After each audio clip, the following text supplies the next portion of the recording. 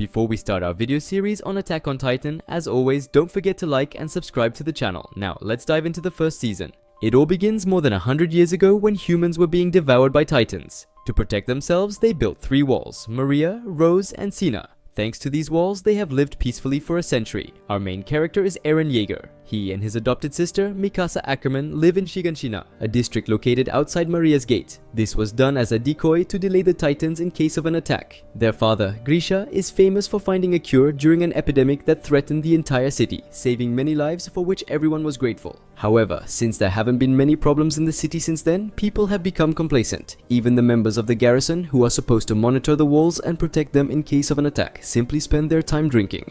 Eren strongly dislikes this because he believes that even though everyone is living in peace now, it doesn't mean it will always be this way, so everyone should be prepared. Since they are simply enjoying life, Eren decides to join the Scout Regiment. This is a guild whose task is to venture outside the city walls and find ways to fight the Titans. However, no matter how many times they go out there, they haven't been able to make much progress. Mikasa tells their parents about her brother's desire, and they, understandably, are not happy about it. Their mother immediately forbids Eren from joining, but their father understands that if his son strongly desires something, it's impossible to stop him. Grisha himself goes on a business trip outside the city walls. Meanwhile, we are introduced to another main character named Armin, who is friends with Eren and Mikasa. Armin and Eren want to go beyond the walls, but their king has forbidden it. While they are discussing the reasons for this, a colossal titan attacks their 50-meter walls, breaking through the gate with its foot and allowing smaller titans to enter. All the residents immediately start to flee, but Eren's mother is still in their house, so he and Mikasa run to find her. Due to the house being destroyed, their mother is trapped under debris. And although the children try to save her, they are unable to lift the beams. Since they refuse to leave her, they are taken away by a member of the garrison named Hannes.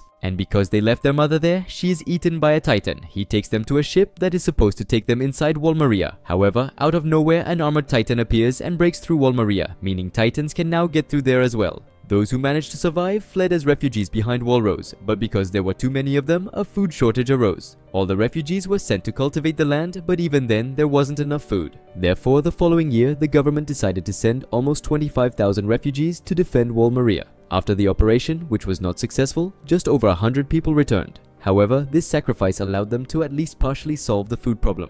A year after these events, the main characters decide to enter the Cadet Corps, where they are to be trained as warriors who will then join one of the 3 guilds. The most elite is considered to be the military police because their task is to protect the king within the inner walls. And since this is the safest place, almost everyone dreams of joining, but only the top 10 graduates can do so.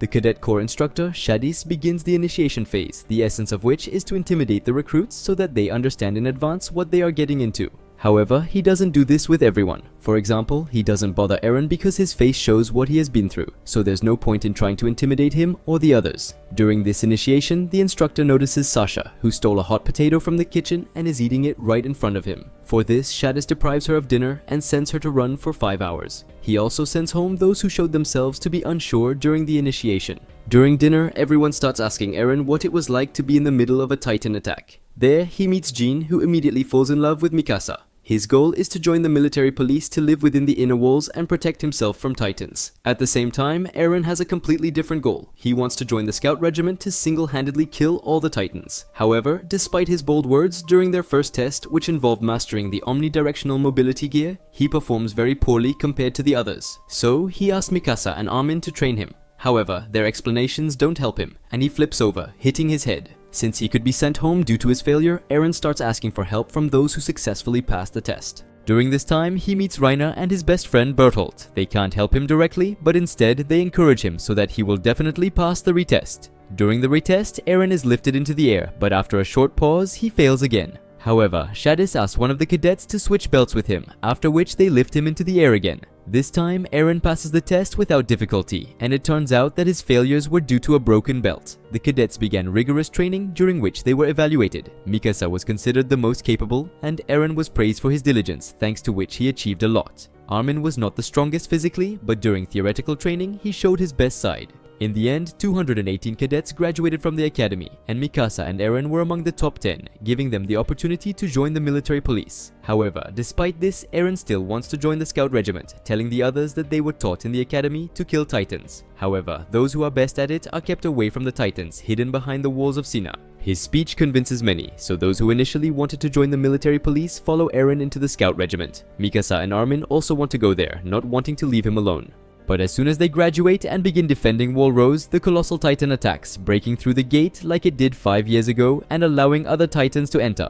Upon encountering the Colossal Titan, Eren wants to kill it and attacks. But instead of fighting him, the Colossal Titan simply breaks a large part of their weapons. This means that unlike ordinary Titans, the Colossal Titan is intelligent. Appearing out of nowhere, it disappears just as quickly. And since it appeared, there is a possibility that the Armored Titan will also appear, which, like last time, will break through the inner walls of Rose. Therefore, the task of the people now is to evacuate civilians as quickly as possible and try to kill as many Titans as possible, defending the walls of Rose. Mikasa, as the most capable, is sent to an elite squad to help civilians, while Eren and the other graduates are divided into groups to fight the Titans. Titans do not possess intelligence, they are driven only by instincts. For the most part, they resemble men but do not have sexual organs. They do not touch animals, their only target is people. And the fact that they lived outside the walls for many years and did not feed on people proves that they do not need food. This means that they hunt people for the sake of extermination. If a Titan's head is cut off, it will regenerate within 2 minutes. However, this does not mean that they are immortal. The back of the neck is their weak point, and if it is cut, they simply do not have time to restore it. Eren and Armin, in the same group, go to fight the Titans, but on the way, one of them is immediately eaten by a Titan. Under the influence of emotions, Eren wants to avenge his comrade, but while he is getting to the offender, another Titan bites off his leg, after which his partners begin to be eaten by Titans. When only he and Armin are left alive, a Titan attacks the latter, but Eren saves him through pain. However, he is eaten for this, leaving only his hand as a memory. Meanwhile, the residents who were fleeing the city faced a problem. One of the local chiefs blocked the escape route, trying to get his wagon through. No one could stop him because he was protected by his henchmen. Since they were there for too long, one of the Titans finds them and immediately attacks. However, Mikasa manages to save them and then, under the threat of death, forces the local chief to remove the wagon and let the civilians through. After this, she remembers her childhood. Her parents were waiting for Grisha, who was supposed to conduct a routine medical examination. But instead of Grisha, bandits broke in, who first killed her parents and then took her away to sell to wealthy perverts. When Eren and Grisha arrived at the scene, they found only traces of a struggle. Grisha went for the military police and ordered Eren to go to a safe place and wait for him, but instead he went after Mikasa. After killing one of the bandits, Eren deals with the second one in the same way, thereby saving Mikasa. However, it turns out that there were 3 bandits, so it's Mikasa's turn to save Eren. After a while, the military police and Grisha arrive, who scolds Eren for not listening to him and risking his life. Since Mikasa has nowhere to go, Grisha offers her to live with them. Because of what happened to her, Eren became the most precious person to her. But when she learned from Armin that Eren was eaten by a Titan, she wanted to ease her pain by killing Titans. But another problem arose. The suppliers who replenished their gas supplies for the ODM gear were surrounded by Titans, so the cadets could no longer fight, as many of them were eaten simply because they could not fly away. Those who survived decided to save the suppliers, but on the way there, Mikasa runs out of gas, and left without the main equipment, she is attacked by a Titan. Initially, she wants to give up, but remembering Eren's words, who told her to fight no matter what, she decides to do just that. But suddenly, from behind her, Mikasa is saved by another Titan who, after the blow, furiously finishes off its opponent. From there, Armin takes her to the roof where they, along with another cadet named Connie, watch as this Titan kills another Titan using hand-to-hand combat. After seeing this, Armin suggests using this Titan for their own purposes. He wants to lead it to the suppliers so that it can kill the surrounding Titans. John has already managed to get there, taking the lead and bringing the surviving cadets to the location. But when they arrive, they are attacked by Titans, who are killed by the allied Titan. Armin explains his plan to save the suppliers. They have 7 5-meter Titans, but they don't have enough gas to fight them, so he suggests blinding them with weapons and killing them at point-blank range. Their plan works almost perfectly, but the Titan that Sasha attacked has to be killed by the team. After freeing the suppliers from the Titans, the cadets replenish their gas supplies. But while they were carrying out their plan, other Titans attacked the allied Titan, surrounding it and starting to devour it. Mikasa wanted to save it but didn't have time because when this Titan saw the Titan that attacked Eren's squad, it lunged at it without arms and killed it by attacking its weak spot. However, after this, it fell powerless, and from the spot that is considered weak in a Titan, an unconscious Eren emerged, whose limbs were even restored, meaning that he was the one who saved everyone. Despite this, everyone considered him to still be a danger, so it was decided to surround and kill him. But Mikasa's squad interfered as much as they could, promising to kill anyone who approached them. However, the captain still gave the order to shoot at them. At this moment, Eren remembers that he became like this because of his father's experiments, who injected him with a substance that erased Eren's memories. But he also remembers that his father gave him the key to the basement of their house, where he was supposed to uncover many secrets. Remembering this, Eren grabs his friends and, transforming into a weakened version of a Titan, saves Armin and Mikasa. The body of the Titan from which he emerged, like the bodies of the other dead Titans, began to evaporate. Eren takes advantage of this and asks Armin to go out to the soldiers and try to convince them. He does so, saying that they can use Eren's power for the good of humanity, thanks to which they can exterminate the Titans. However, the captain is not convinced by the words and still orders them to be killed. But Pixis, one of the main officers of the garrison, prevents this. He climbs the wall with the guys and listens to Armin, who suggests using Eren to close the hole in the city wall with a huge boulder. To their surprise, he agrees with them and immediately calls all the soldiers to announce the plan. According to the plan, Eren transforms into a Titan and using his body blocks the hole with a boulder. Other Titans interfere with this, so the task of the soldiers is to drive as many Titans as possible into a corner and delay them as much as possible. An elite squad will go with Eren, whose task is to protect him from other Titans. Many soldiers will die because of this mission, so Eren bears the responsibility for completing this mission and saving humanity. Because if the Titans break through Wall Rose, people will have to hide behind the walls of Sina. However, only half of the entire population will be able to survive there. Eren and the elite squad reach the boulder, after which Eren transforms into a Titan by biting his finger. But as soon as he does this, he immediately attacks Mikasa. In an attempt to kill her, Eren knocks himself out, putting the completion of the task at great risk. But despite his lack of control, the squad decides to protect him anyway, because Titans strongly attracted to Eren are approaching them. Unlike last time, when Eren's Titan form instantly recovered from all sorts of injuries, this time it doesn't happen and he simply sits unconscious. While they are fighting, Armin runs up and wounds Eren in his weak spot, trying to awaken him and restore his sanity. Thanks to him, Eren proceeds with the original plan, and all the other soldiers are ordered to protect him at the cost of their lives. The mission is successfully completed, and Eren completely blocks the gate. However, after this, he is completely exhausted, but he is saved by Captain Levi from the scout regiment, who did not fight from the beginning because they went on an expedition before the Titan attack. Many soldiers were killed or seriously injured because of this, which caused the threat of an epidemic in the city again. Having completed the task, Eren receives significant injuries, and when he wakes up, he finds himself locked in a basement under the supervision of Captain Levi and his commander Erwin. It turns out that they know about the basement in his house and that he became a Titan because of Grisha. Despite the fact that Eren poses a huge threat, as evidenced by the attack on Mikasa, Levi decides to take him into the scout regiment under his responsibility. However, it's not up to them to decide whether Eren will join or not. Not all people were happy that the Titan Eren became their ally. The inhabitants living behind Wall Sina believe that the poor could unite with the Titan and attack them, so they need to solve the problem in advance and kill Eren. And his fate will be decided by Darius Zackley, the supreme commander who controls all the guilds. Because of Eren, a special military tribunal will be held, where Darius must decide whether to give him to the scout regiment so that they can try to recapture Wall Maria with his power, or send him to the military police, where he will be immediately killed and his body studied. During the trial, Eren loses his temper and starts yelling at the military police about them being cowards who hide from the Titans, and if they don't want to sacrifice themselves, then they should let Eren do it. However, he is interrupted by Levi, who begins to beat him severely, thereby educating him and showing the judge that even though Eren is a monster, Levi is able to kill him at any moment, which means there will be more benefit from him. This move helped them, and the judge decided to send Eren to the scout regiment for a test assignment. If they can recapture Wall Maria, Eren will be kept alive, but if he fails to show his best side and fails the mission, he will be killed. Eren will be in a special operations squad, also known as Levi's squad. Under his supervision, they will live in an old castle. This is all Erwin's idea, who had a plan from the very beginning, which he hides. The only thing known is that in 30 days they will go on a test expedition for a rehearsal before the main mission. New recruits will go with them, including Armin and Mikasa, as well as Jean, who from the very beginning dreamed of getting into the military police, but because of everything that happened, changes her decision. In addition, it turns out that Hange, the major of this guild, has her own Titans, on which she conducts experiments, which allowed people to learn a lot about the biology of the Titans. But one morning someone killed them, which made Hange incredibly upset because these two Titans were of great value.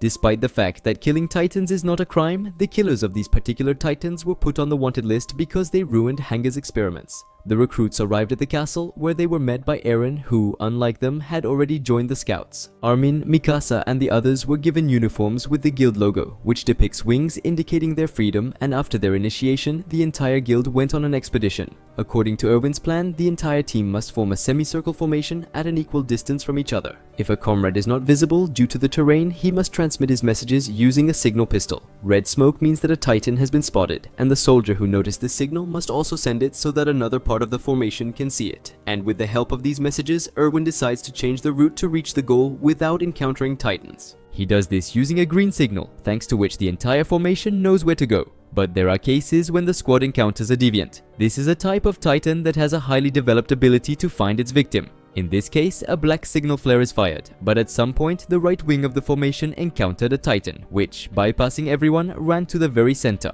where Eren is now, namely in the safest place. Armin tried to stop her, but she turned out to be stronger and killed his entire team. However, she doesn't kill him, as upon seeing that it's not Eren, she simply runs further towards the center. Because of this, Armin concludes that this Titan is also a human with the same ability as Eren. This female Titan leads other Titans behind her, who completely destroy the right wing of the formation. Jean, Armin, and Reiner try to stop her, but unlike other Titans, she protects her weak spot, so they can't do anything.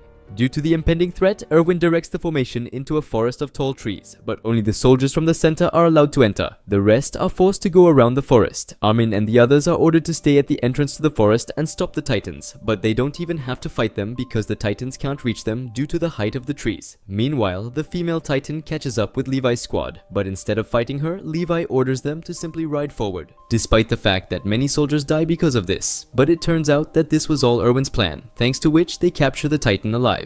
Levi stays with Erwin while Eren is ordered by his team to run to a safe place. Before she is caught, the female Titan manages to cover her weak spot with her hands, which Levi tries to cut off, but she has the ability, like the armored Titan, to strengthen certain parts of her body. They couldn't break through her with ordinary weapons, so it was decided to use explosives. But as soon as the female Titan heard this, she began to scream frantically, causing the Titans who were standing at the entrance to the forest to immediately run inside, and when they reached her, they began to devour her. The soldiers, on the contrary, tried to save her, but they failed, and using the steam from the Titan's body, the girl escapes. Erwin decides to retreat back to base, informing the others about this using a blue signal flare.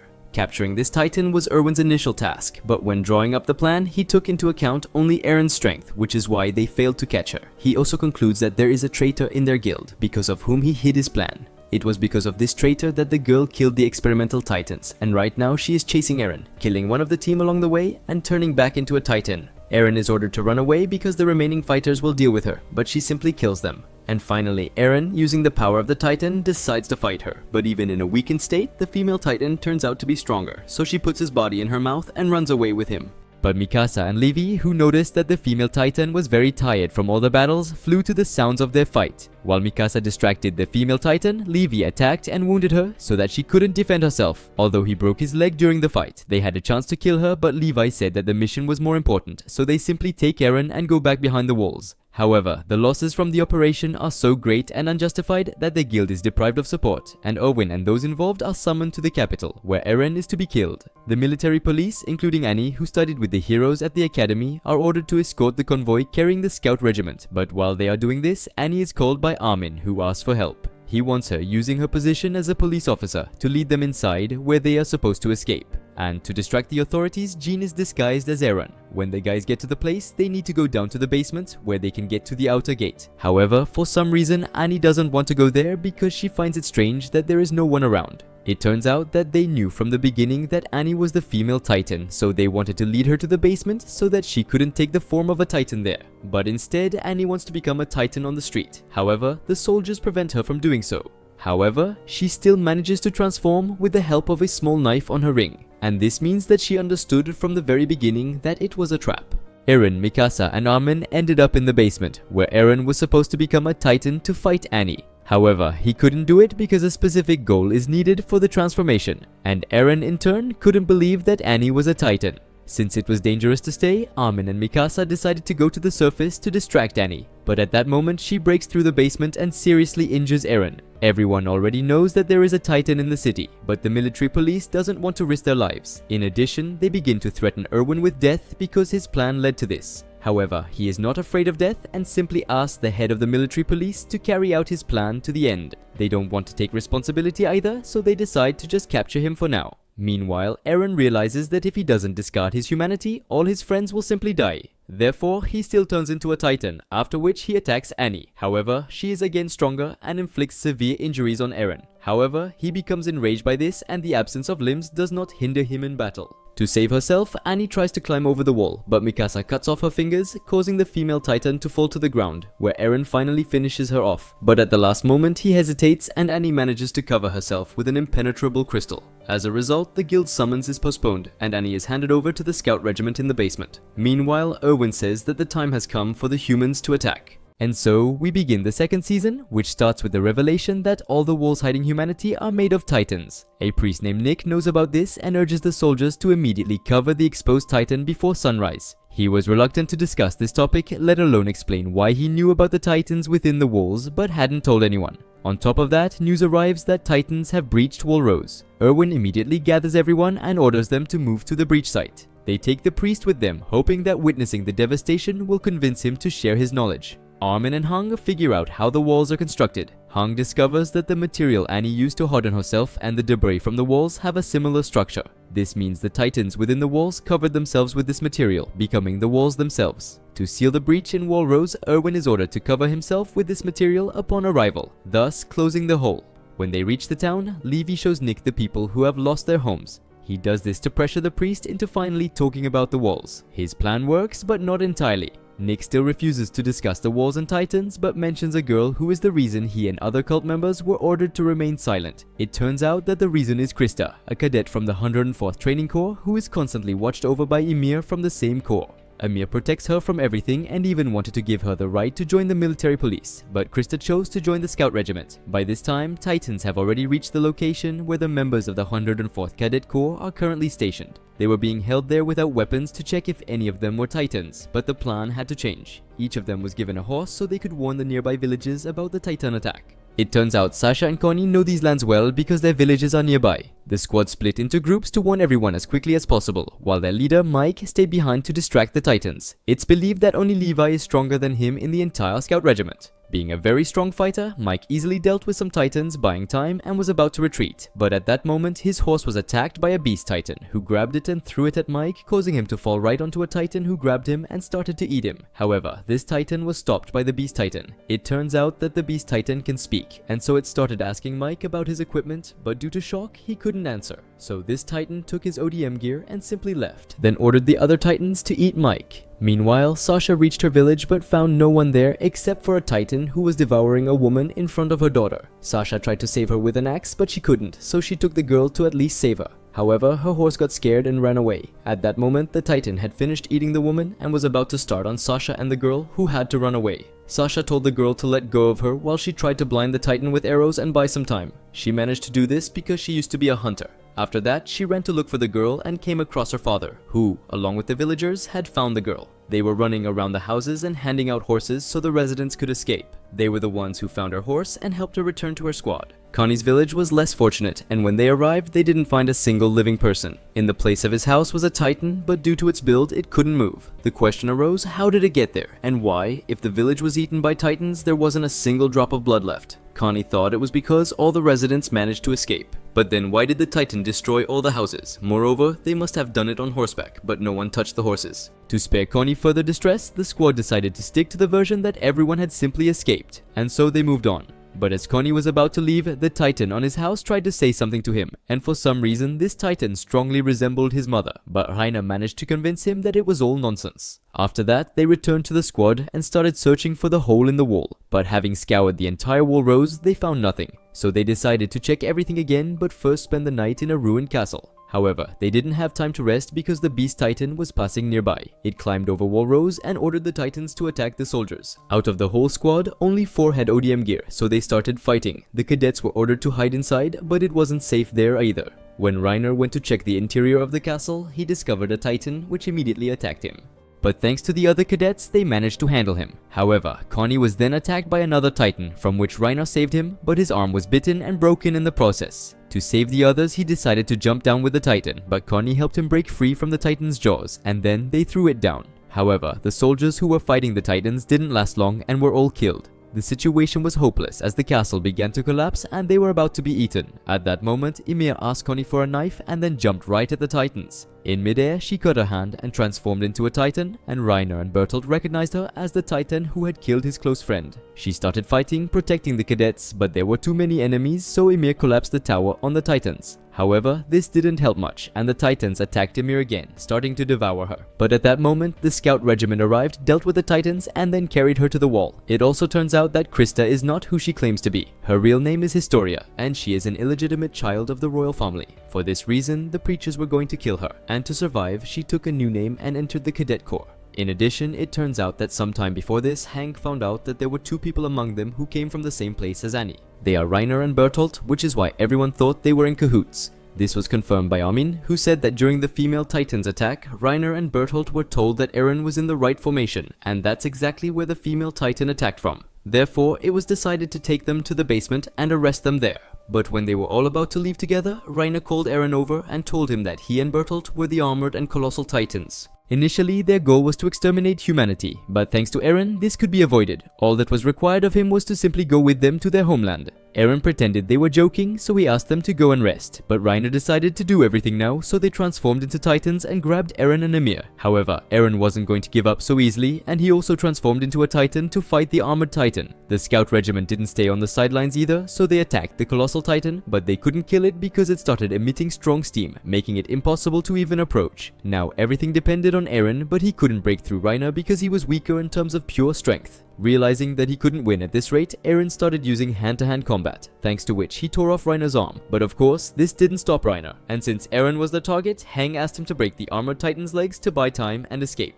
However, he couldn't reach his legs. Instead, he grabbed him in a hold and started tearing off his head. Eren almost managed to defeat Reiner, but he started pushing him forward, and when they reached a certain spot, the colossal Titan fell on them, causing Eren to lose, of course. Reiner put him in his mouth and ran away with him, and after Bertolt's fall, those who were nearby were severely injured and therefore couldn't interfere. 5 hours passed since their battle, and only then did the wounded begin to come to their senses. Erwin and the scout regiment arrived and started transporting horses over the wall to chase after Eren. Hang explained that after such a fight, Reiner and Bertolt were very tired and therefore had to rest somewhere. They clearly didn't want to encounter Titans, which meant they had to sleep where the Titans couldn't reach them. Therefore, Hang assumed that they would stop in the forest of tall trees, and if they wanted to save Eren, they had to reach him before nightfall because at night, ordinary Titans become inactive, and for Reiner, this was a great opportunity to take Eren away without hindrance. When Reiner was taking Eren, he bit off his arms in a hurry, which is why it would take a long time for them to regenerate. And the same goes for Ymir. Reiner said that Eren possessed some kind of coordinate, which made it imperative for them to deliver him to their homeland. However, during the 3 years they spent behind the walls as cadets, Reiner and Bertolt began to perceive themselves as soldiers of the scout regiment. Because of everything that happened, Reiner's mind slowly started to unravel. They took Ymir with them because she was supposed to be executed for her actions. She was an orphan, and as a young child, she was taken in by a priest who forced her to play the role of Queen Ymir. He was the one who gave her that name. Several years later, their sect was exposed and all its members were sentenced to exile. They were artificially transformed into Titans and thrown outside the walls. In the form of a Titan, she spent 60 years until she met Reiner, Bertolt, and their friend Marcel, whom she ate. But it turned out that Marcel possessed the power of the Jaw Titan, which allowed her to regain her human form. They were supposed to take Historia with them because she also represented incredible value for their homeland, but they decided to do this later. Reiner asked Eren not to resist so there wouldn't be any unnecessary bloodshed and they could safely reach their destination at night. However, the scout regiment and other guilds were already approaching them. Of course, Eren wasn't going to give up so easily, and even without arms, he tried to kill Reiner, which forced him to strangle Eren. Together with him and Ymir, they started to run away, but Ymir wanted them to take Historia with them because she didn't want to leave her alone, and to make them listen, she started interfering with Bertolt and threatening his life. They had to obey her and resort to her plan. She turned into a Titan and, after waiting for Historia, put her in her mouth and ran away with her. Reiner was already waiting for them, and after assuming the form of the armored Titan, he started running away with them. However, Erwin had a plan from the beginning. He used the military police to lure other Titans, which he was going to set on Reiner. Because Ymir wanted to take Historia with them, they couldn't get away, and Mikasa caught up to them, but Ymir hindered her in every way possible. However, Historia managed to convince her not to harm Mikasa for the sake of her own life. To protect Bertolt and Eren, Reiner covered them with his armored hands, but Mikasa and the other cadets climbed onto his hands and began to put immense psychological pressure on Bertolt. He confessed that killing people was unbearable for him and he deeply regretted his actions, but no matter how hard they tried, he simply couldn't give Eren back to them. But then Erwin intervened and set other Titans on them. This was a great opportunity for the soldiers to free Eren, so Erwin ordered everyone to charge into the attack, but during this, a Titan severely injured him, biting off his arm. To get through the Titans, Reiner had to remove his hands from Eren and Bertolt. Armin took advantage of this and started pressuring Bertolt, saying that the scout regiment was currently brutally torturing Annie, and since he really liked her, Bertolt became enraged. Erwin caught him off guard and freed Eren, whom Mikasa picked up and started running away with. The scout regiment completed their mission and planned to retreat when Reiner suddenly started throwing Titans, causing Eren and Mikasa to fall. Afterward, they encountered the Titan that had eaten their mother 5 years ago. Since the two were in terrible condition, Hannes decided to fight it, but Eren wanted to kill the Titan himself. However, because his arms hadn't regenerated yet, he couldn't transform into a Titan. Meanwhile, Hannes failed to kill the Titan as it grabbed and devoured him. Witnessing this, Eren falls into despair, but Mikasa manages to bring him back to his senses. In this state, his hands instantly regenerate, and when the Titan tries to grab him, Eren punches it. Without realizing it, he commands the other Titans to attack this Titan. Seizing the moment, he grabs Mikasa and starts running away. But Reiner is already in their path, and Eren starts screaming at him frantically. With this, he again commands the Titans to attack the other Titan, allowing them to successfully retreat. Ymir could have taken advantage of the moment and returned behind the walls with Historia, but she felt guilty for eating Reiner and Bertholdt's friend, so she decided to help them and stay with them even though she understood that she would most likely be killed. After this operation, less than half of the soldiers returned, having died protecting Eren, and therefore the reasonable question arises, is Eren worth so many soldiers dying for him? Then Hang and Connie come to the wounded Erwin and tell him that they investigated what happened in Connie's village. Although there is no evidence yet, it is likely that the Titans they fought were people from Connie's village, which means that all these years they have been fighting against people who were turned into Titans. This news makes Erwin smile because, although it's terrible, it brings them closer to unraveling all the mysteries. The third season begins with Captain Levi's squad settling into a house outside the city. This is done to protect Eren and Historia. There, they also practice transforming into Titans in order to use their hardened bodies to plug the hole in the wall. However, due to his poor condition, Eren couldn't transform into a proper Titan. Meanwhile, it's revealed that Pastor Nick, who knew the secrets of the walls, has been murdered. Hang went to the crime scene, but the military police refused to let her near the body, claiming it was a simple robbery and none of her business. However, she noticed that Nick's fingernails had been torn off, which meant he had been tortured before his death, most likely by the military police. She told the squad about this and suggested that he suffered because he revealed many secrets to Erwin. This could mean that the military police has started hunting the scout regiment. At this moment, Levi receives a letter from Erwin, which prompts him to order everyone to leave the house immediately, after destroying all traces of their presence. They manage to escape just before the military police attacks the house. It turns out that an order came from the capital to stop all scout regiment activities and hand over Eren and Historia alive. Levi decides to lead the entire squad to Trost, where Nick was recently killed. Going to the capital was too dangerous, but the commotion in Trost would work in their favor. In the city, Jean and Armin disguised themselves as Eren and Historia and were promptly captured. Levi and Mikasa came to their rescue, but since the kidnappers were too weak, Levi decided his presence wasn't necessary. Before leaving, he warns Mikasa that they now have new enemies besides the Titans, and from now on they will have to kill people. Mikasa and the other scouts easily freed Jean and Armin. Meanwhile, Levi and his squad are attacked by soldiers, who immediately kill 2 scouts. The leader of the attackers is named Kenny, and he and Levi have known each other since Levi's childhood, but I'll explain their relationship a bit later. For now, Levi has to flee from a large number of soldiers while trying to find Eren and Historia, who were attacked and sedated by these soldiers. An interesting point is that these soldiers are using a new ODM gear, but this gear is completely useless against Titans, yet incredibly effective against humans. And since they're now attacking the scout regiment with it, they could attack others next. Levi hindered Kenny in every way possible, and even had to hide in a bar. The establishment was immediately surrounded, and any attempt to leave would lead to his certain death. However, Levi managed to fight off Kenny and, using a chair as a decoy, escaped from the bar. His squad caught up with him and he told them that 3 scouts had already been killed, so if they wanted to save their comrades and not end up in coffins themselves, they had to deal ruthlessly with everyone. Jean cornered a girl driving a carriage but couldn't bring himself to kill her, so she got up and was ready to kill Jean. However, Armin saved him by shooting the girl without hesitation, but they still couldn't rescue Eren and Historia. Such drastic changes hit Armin hard. He managed to save Jean with his shot because the girl couldn't kill Jean herself. This meant Armin killed someone who, in his words, was far more humane than himself. Only Levi's words could calm Armin down. After that, they focused on the kidnapper, who turned out to be Demo Reeves, the same man who blocked the tunnel for people with his carriage in the first season. But in a difficult time for the city, he helped people by giving them jobs in his company. Thanks to him, a large part of the city can now exist. He was ordered to kidnap the kids by the military police, and since he failed to complete the task, he would likely be killed, with his death staged as an accident. Levi offered him a deal. According to his plan, or rather Erwin's plan, they would lead the military police to them. They said they had kidnapped Eren and Historia, but when they arrived at the location, they were immediately captured by the scout regiment. Sannes and Ralph were taken prisoner in an attempt to get information from them. Why did they need Historia? And what was the secret of the Rice family? The problem was that Sannes, who was brutally tortured, refused to reveal even the slightest details, justifying it with his loyalty to the king. So they decided to trick him and made Ralph read a pre-prepared text according to which he had supposedly already told them everything and that he had always hated Sannes. Hearing this, Sana was devastated. Thinking they already knew everything, he told them all the secrets. They learned that Historia was the rightful heir to the throne. She was most likely being held by the Rice family. We also learn about Historia's past. As a child, she was kept on a farm owned by Lord Rice. She lived there with her mother, Alma. Alma spent all her time reading books, never interacting with her daughter.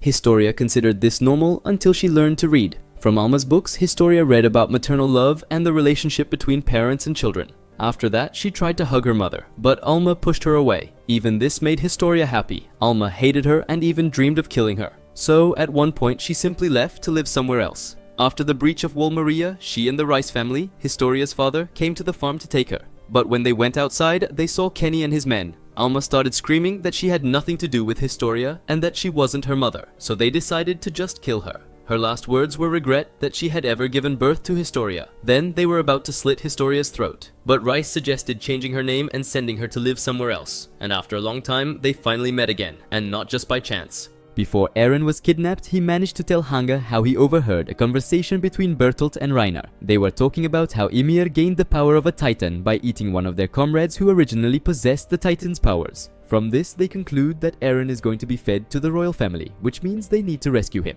Then Pixis comes to Erwin, to whom Erwin says that he is going to overthrow the Imposter King and put Historia on the throne. And he wants to do this without killing people, by staging a bloodless coup. But if his calculations turn out to be wrong, then every participant in the coup will be hanged. Erwin has a strong motivation for such a bold decision. As a child, his father was a teacher, and during a history lesson, he told the children how, over 100 years ago, people hid from the Titans by building walls. Surprisingly, they had no information about life before that. Little Erwin found this strange and asked his father about it, but for some reason, he refused to answer. But when they got home, his father decided to tell him about his hypothesis, which the king, to avoid problems, had altered everyone's memory about. At the time, Erwin thought it was wild and started retelling his father's words to his classmates until one day, the military police overheard him. After that, his father never returned home, and the king's supporters had a hand in his death. In turn, Erwin vowed that no matter what, he would prove his father's hypothesis. He realized that the king's supporters weren't trying to save humanity at all. They only cared about their own standard of living and would kill anyone who dared to encroach on it. Meanwhile, Kenny slit Demo Reeves' throat as he foresaw his betrayal, and only Flegel, his son, survived that night. This murder was pinned on Erwin, making him a public enemy.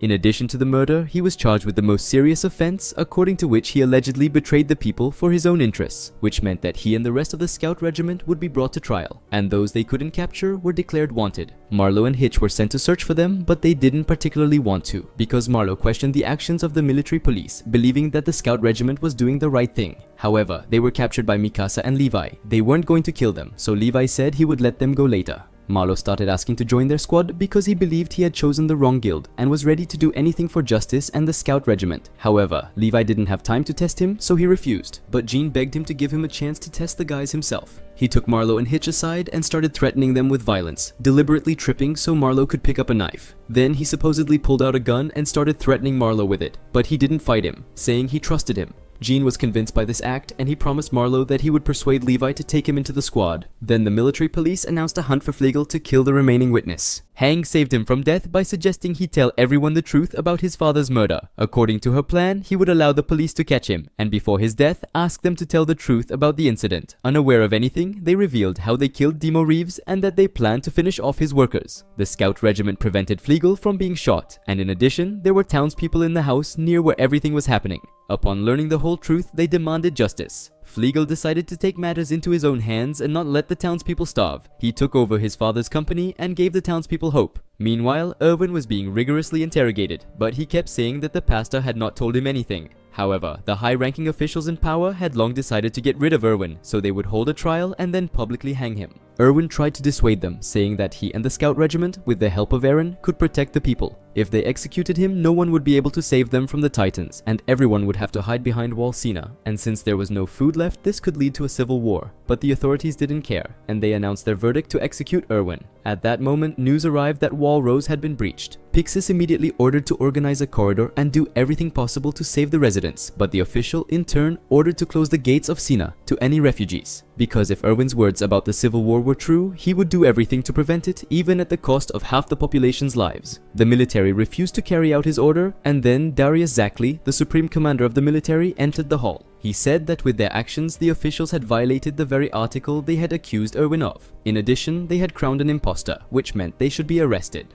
Hang reported to the squad that Erwin had managed to organize a coup and the authorities had not yet raised a rebellion. In addition, they were able to prove their innocence in the murder of Demo Reeves, so all charges against them were dropped, which meant the Scout Regiment would continue to exist. The military now holds power, but they don't intend to keep it and want to place the rightful heir Historia Rice on the throne. But to do that, they must reach her while also freeing Eren, who is currently their captive. Historia and Rod Rice come to Eren. Rod says they will perform a certain ceremony and Kenny and his team will protect them from prying eyes. Eren is chained up and for a good reason, as Rod explains how the ceremony will proceed. The Rice family has passed down the power of the Titans from generation to generation. Rod's father and his brother Yuri, possessing the power of the founding Titan, were capable of wiping out all Titans, but for some reason he refused to do so and didn't explain the reason to his children. They believed that obtaining this power could change the mind of its bearer, so they decided that it should go to Uri, as Rod feared he wouldn't have the willpower to fix everything. The power is transferred as follows. The heir is turned into a mindless Titan, and by eating the bearer of the power, they inherit it. Thus, by eating his father, Yuri inherited his power, as well as the memories of all his predecessors. Now, he had the means to rid humanity of the Titans. However, like his father, he decided to leave everything as it was. The same was true for Historia's sister, Frida, who, after eating her uncle, gained incredible calmness and a desire to leave everything as it was. Rod also reveals that they had a large family, but they were all killed by one person, Eren's father, Grisha Yeager. He descended into their cave and transformed into a Titan. Frida did the same and began to protect her family, being the founding Titan, who is essentially the most powerful Titan of all.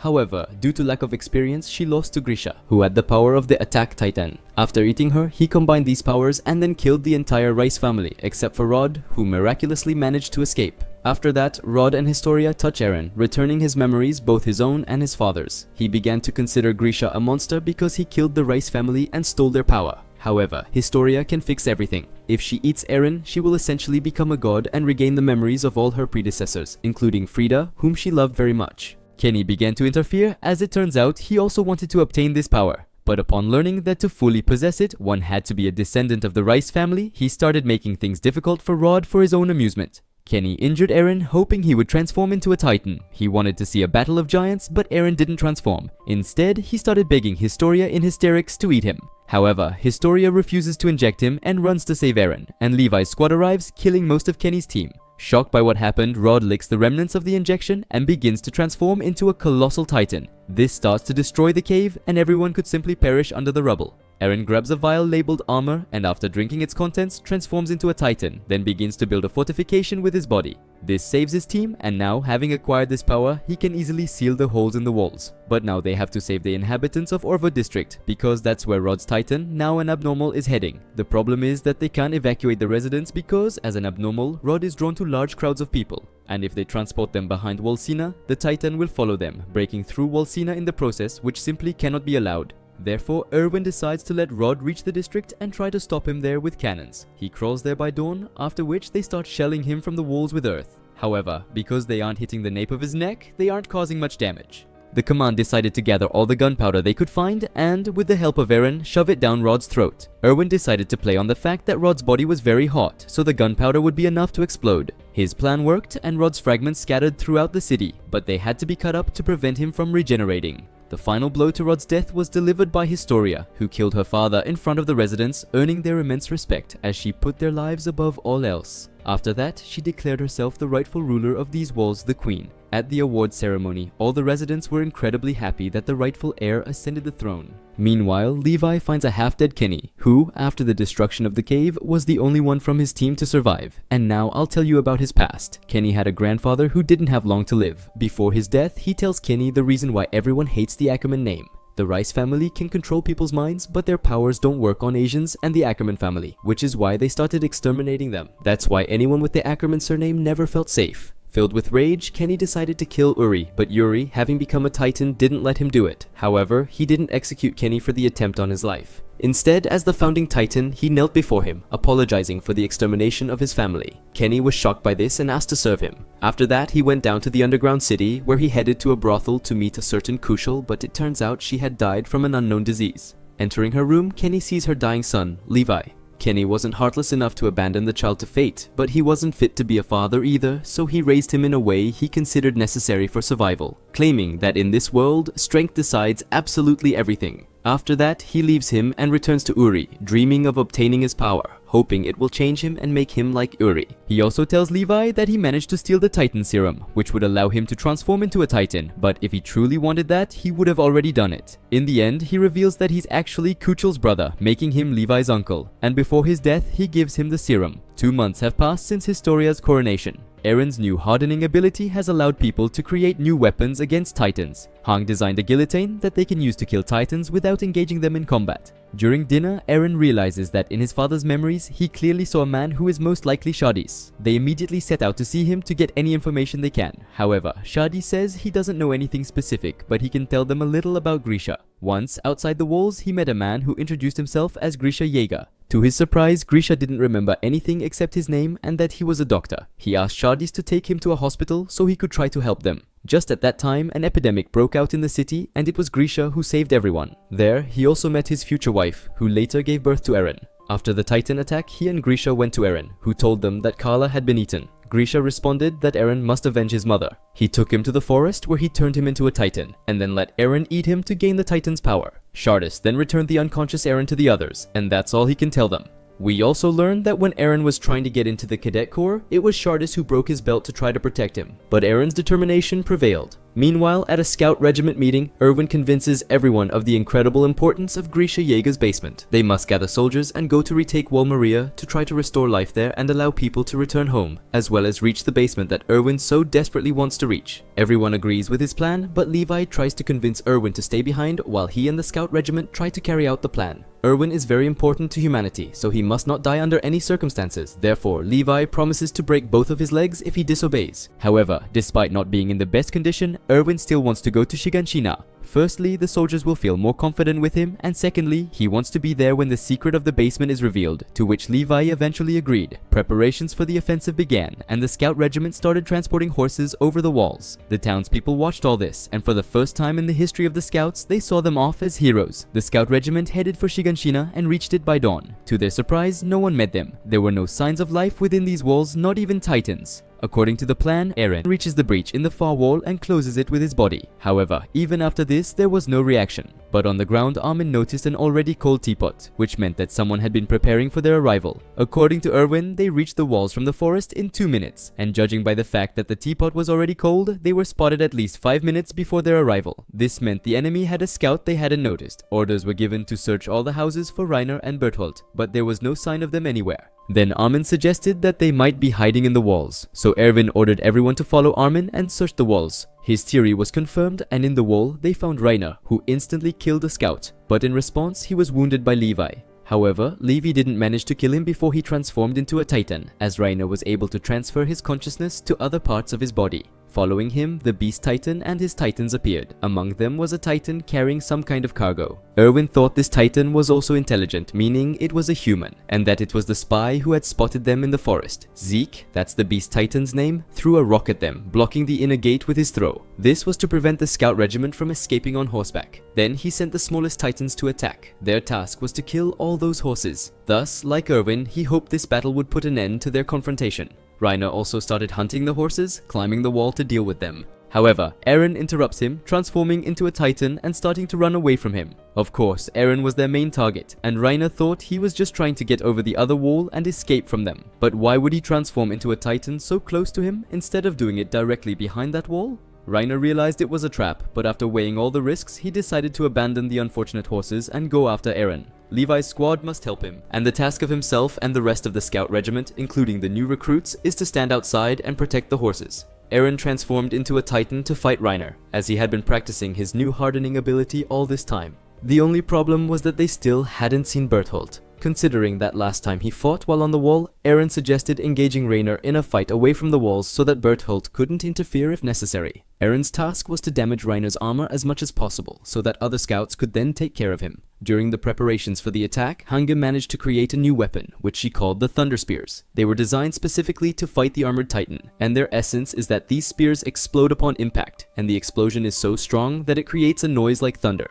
That's why they were named that way. Reiner was absolutely sure that these spears wouldn't cause any damage, but to his surprise, they first deprived him of his eyes, and then they thrust these spears into his back, which battered him pretty badly. Repeating this action, they incredibly severely wounded him, but still didn't kill him, and with his last strength, he managed to let out a cry, after which the Beast Titan threw a barrel at them, inside which was Berthold. With his transformation, he was supposed to destroy everyone, but seeing the exhausted Reiner, he first rushed to him. He told him that he would soon transform into the Colossal Titan, so he gave Reiner some time to lie on his back and protect himself from the explosion, which he managed to do just as Bertolt transformed into a Titan. The explosion destroyed a huge part of the city, and destroying everything in its path, he headed for the inner gate. If he reaches them, he will burn the houses on the other side, which means the scouts will be surrounded on both sides. In addition, Zeke started acting, breaking boulders and throwing them at the scouts, quickly killing a huge number of them. As a result, out of the entire scout regiment, only the new recruits, Erwin, Levi, and his squad remained alive, and even then, not at full strength. Erwin was cornered and he had to decide what to do.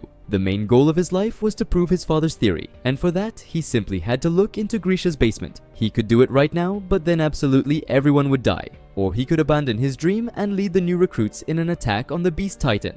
During this attack, the recruits and he himself would surely die, but this would allow Levi to reach Zeke and fight him. He couldn't decide what to do, so Levi helped him. He said that they needed to put aside their dreams and lead their last attack, and Levi in turn promised him to destroy Zeke. During his address, Erwin directly told the recruits that they would definitely die today, but they could do it in different ways. The soldiers were free to stay there and wait for the Beast Titan to end their lives, or they could proudly sacrifice themselves with him so that Levi could kill Zeke. Everyone respected their commander, so even those who were insanely afraid of death agreed to give their lives for him. Erwin galloped forward, all the soldiers firing signal flares in the hope that this would prevent Zeke from hitting them. However, the Beast Titan was quite accurate and pelted everyone with stones. Thanks to this sacrifice, Levi was able to reach him, where they began their battle. Zeke knew that Levi was strong, but didn't expect him to be that strong. He tried to catch him, but Levi repeatedly cut off his limbs until at one point he knocked him to the ground and pulled Zeke out of the Titan. He cut off his limbs, but didn't kill him. Levi hoped that Erwin would be alive, and then he could inject him with the serum, thanks to which he would eat Zeke and fully recover.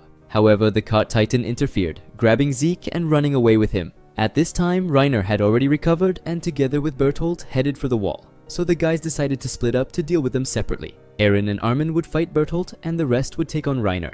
First, they thrust a thunder spear into his leg, immobilizing him for a while. Then, in the same way, they opened his mouth and Mikasa thrust the last spear in there, thanks to which they pulled him out. At this time, Eren falls to the ground exhausted. Bertolt assumed he had a concussion, so his only opponent left was Armin. However, he realized that when the Colossal Titan starts releasing steam, it doesn't move. And on top of that, it starts to lose weight, which means it can only be defeated at a long distance. Therefore, Armin clung to the only place that doesn't release steam, namely the teeth, and simply waited. By releasing his steam, Bertolt inflicted severe burns on Armin, but he didn't even think about retreating, even though it caused him incredible pain. Bertolt decided to end his suffering, so he started releasing steam even more intensely to kill him faster. With this, he completely burned Armin, and practically nothing remained of him. However, this all turns out to be a diversion, and the already weakened Bertolt is attacked by Eren, who easily pulls him out of the Titan. He delivers his body to the roof to the burned Armin, and there they are met by Zeke, who intended to take Bertolt with him, but Eren told him that he would rather kill him than give him up. In response, Zeke said that he understood Eren's suffering because they both became victims of their fathers, Grisha and Yeager, but he didn't have time to finish because Levi was already coming for him.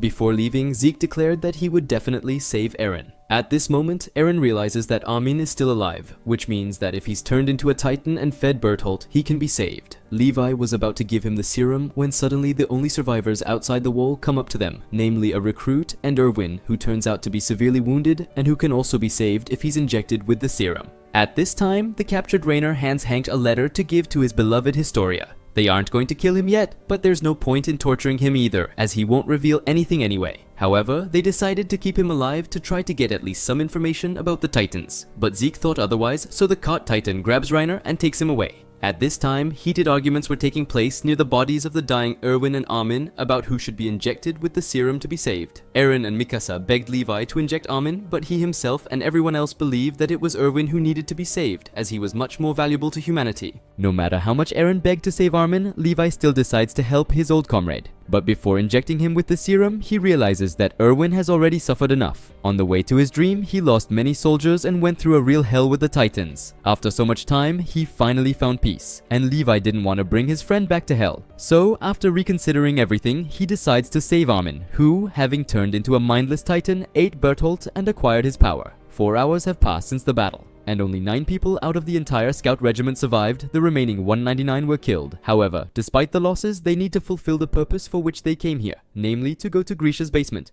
There, it turns out that the key Eren received doesn't fit the basement door, but it perfectly matches the lock on the table. Opening the secret drawer, they find a false bottom, where the very books that Grisha so desperately wanted to pass on to Eren were located. First, they found a previously unseen photograph, on which it was written that humanity beyond the walls was not exterminated at all. On the contrary, they live much better than they do. In the book written by Grisha, we learn about his past. Grisha was born in Mali, being an Eldian, and one day he and his sister ran to watch an airship, but to get a better look at it, they had to leave their ghetto territory, and for that, they needed special passes. Grisha decided to run without them, and soon, being near the airship, they met soldiers who, for obvious reasons, didn't find any passes on them. There was a punishment for this, and Grisha decided to take it for both of them, for which he was severely beaten. His sister was taken away from him under the pretense of being escorted home, but when he tried to find her, he discovered her mutilated corpse in the river, and those same soldiers began telling his family that her death was an accident and that Grisha was to blame. Therefore, they should better explain to him the rights of their people.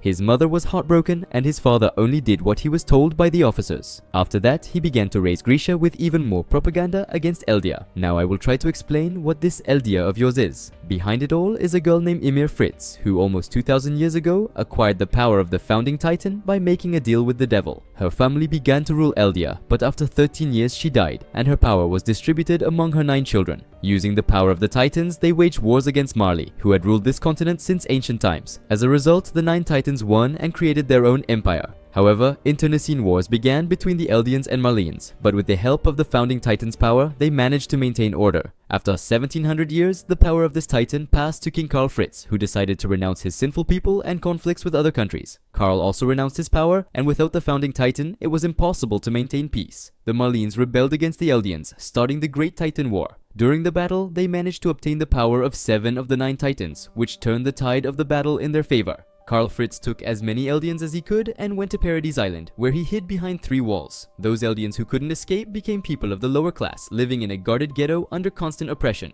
Karl Fritz changed his surname to Rice and, using the founding titan's power, erased people's memories of the past, making everyone think that humanity outside the walls had been exterminated by titans. The Marleans, with the power of the titans, were the dominant nation until its neighbors, with the help of technology, began to catch up with their military might. Other countries didn't touch Paradise because Karl promised them that if they attacked it, the titans within the walls would destroy all nations. Let's go back to Grisha, who has already turned 18 and inherited his father's clinic. And so, during one of the appointments, Grisha noticed a strange crest on a patient. The patient said it was the mark of a patriot, and then began to tell him how his sister actually died. It turns out that he had an informant in the government, and he was told that the very soldier who took Grisha's sister home actually fed her to the dogs. Upon learning the truth, Grisha vowed to avenge her, and then joined the rebels. In their ranks, he meets Dina Fritz, the last representative of the royal family. After a year of acquaintance, they got married, and later she gave birth to a son, whom they named Zeke. A couple of years later, it turns out that the Marleans are announcing a recruitment of children to become cadets, and some of them will then receive the power of the Titans to attack Paradise Island. The rebels had high hopes for Zeke, thinking he would help them revive Eldia, but when Zeke turned 7 years old, he turned everyone over to the military. All the rebels had their fingers cut off during torture, after which they were turned into mindless Titans and sent to the walls. The same fate befell Dina, and after turning her into a Titan, we find out that she was the Titan who first ate Eren's mother and then Hannes. Of all the rebels, only Grisha survived. The soldier who killed his sister was about to throw him to the Titans, but another soldier, who had beaten little Grisha, stopped him and threw the offender to the Titan instead. Grisha's savior is named Eren Kruger, and he, having transformed into the attack Titan, killed all the soldiers. He told Grisha that he saved him for a reason. All this time, he was the man from the government who helped the rebels, and he deliberately awakened Grisha's hatred for the Marleans so that he would carry out an important mission. He needed to infiltrate Paradise and take the power of the founding Titan from the Rice family. One might wonder why Eren Kruger wouldn't do it himself. But as it turns out, all people who gain the power of a Titan are cursed, and they have no more than 13 years to live. If the bearer doesn't manage to pass on their power, it will go to a random Eldian, and those are the people who live within the walls. Therefore, Grisha must transform into a Titan and eat him to finally fulfill such an important mission. Having learned Grisha's past, we return to Eren, who, along with Mikasa, was imprisoned for daring to disobey the commander's order. But since they are still heroes, they are released early and sent to an audience. At the audience, Hank summarizes everything that's happening, saying that, in essence, they have new enemies, stronger than ordinary Titans, namely the whole world. Judging by the books, the enemy fears that they, the Eldians, will once again want to take over the world, so they want to destroy them. Then Historia receives a letter, and it turns out to be from Ymir. It said that her inevitable death awaited her, but she didn't regret her decision. The only thing that bothered her was that she didn't have time to marry Historia. After that, the award ceremony begins, and when Eren touches Historia's hand, he starts seeing Grisha's memories, and it turns out that he wasn't going to ruthlessly kill the Rice family at all. On the contrary, he asked Frida to kill the Titans near the walls so they wouldn't have time to eat her fellow Eldians. A whole year has passed since these events. The refugees were able to return home after the attack on Trost, and the scout regiment, or what's left of it, went beyond the walls to the sea to meet their new enemy. I hope you enjoyed the summaries of parts 1, 2, and 3 of Attack on Titan. If you liked the video, don't forget to give it a thumbs up and subscribe to the channel for more exciting content. In the next video, I'll be covering the highly anticipated Season 4. Stay tuned for more intense moments and epic battles. Thanks for watching, and I'll see you in the next video.